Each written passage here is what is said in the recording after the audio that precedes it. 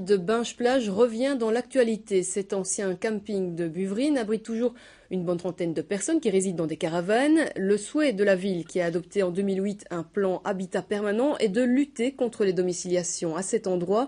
De nombreux contrôles y sont désormais effectués par la police et cette semaine, des agents ont débarqué en force sur le site. Ils y ont laissé des traces pour le moins choquantes sur certaines caravanes. Explication, Michel Bellefontaine, Didier Devos. Les images sont très fortes et elles rappellent, y compris aux plus jeunes d'entre nous, des temps guerriers que l'on espérait révolus. L'attitude récente des autorités binchoises et de la police communale a véritablement heurté les résidents de Binche-Plage. Les témoignages recueillis ce matin évoquent ni plus ni moins un harcèlement intolérable et incompréhensible. Bien sûr, très fort choqué. Ça me fait encore mal au cœur même. Je dis, c'est pire que si on était pendant la guerre, quoi. On met des croix comme ça sur des caravanes en n'ayant pas n'étant pas prévenu qu'on vienne chez vous comme ça. Moi je trouve ça atroce. En fait, on m'a dit qu'il y avait plusieurs commis de flics qui étaient descendus. Et alors, moi et ma femme, on était déjà levés, je reste là. On n'avait pas mis frapper rien du tout. Et quand je suis sorti, j'ai vu qu'il y avait la croix jaune là sur la caravane.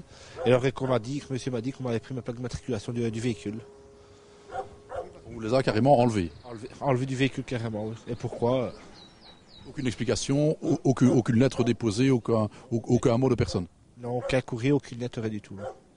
Maintenant, je suis monté ici au camping, il y a des croix sur les caravanes. On n'est quand même pas chez les Juifs ici, hein. On est quand même... Pour finir, la police et la Gestapo. On va se retrouver comme du temps de la guerre. Je pense que c'est tout à fait juste ce que disent les gens. Donc, ce qui se passe ici, c'est qu'il y a le commissaire de police qui, on doit savoir, le chef de police et le bourgmestre, qui est venu ici pour mettre des croix sur certaines caravanes, très significatives aussi des croix jaunes. Donc, c'est assez incompréhensible ce qu'ils ont fait. Donc, c'est d'abord tout à fait illégal. En plus, les gens vont vous certainement dit aussi que la police a dit qu'ils vont venir chercher les caravanes sur lesquelles il y a une croix dans quelques mois.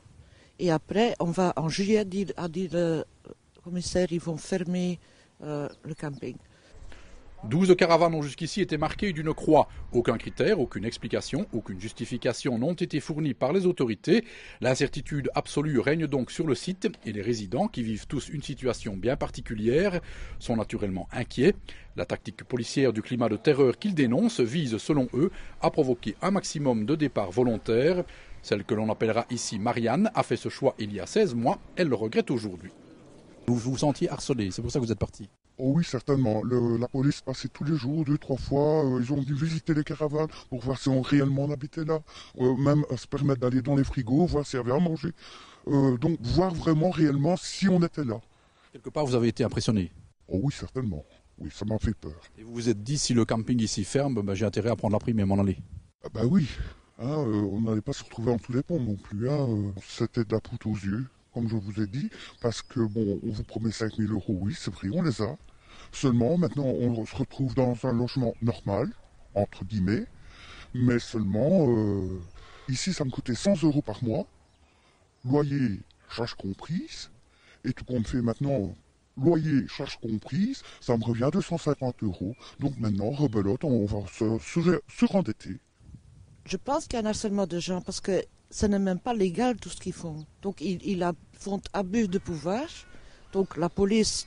Le bourgmestre, c'est une autorité et il faut abus de pouvoir pour faire peur aux gens pour qu'ils partent.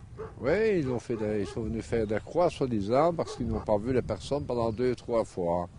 Ils sont venus. Donc maintenant, moi, je m'attends à ce qu'on nous appelle à la ville et qu'on nous mette un numéro sur le bras, là, tatoué. Et quelle va être votre action précise, vous, par rapport à cette situation? Mais on va bien sûr voir avec les habitants ce qu'il y a lieu de faire, donc... Mais de toute façon, nous, on va demander que ça cesse immédiatement. Donc ça fait quelques années que la police vient ici, par exemple pour mettre le croix avec 3 combines, plein de police. Donc il faut que ça cesse et on va tout faire pour que ça cesse. On va contacter la région wallonne, on va contacter les responsables pour le bourgmestre et on va faire de sorte que ça cesse.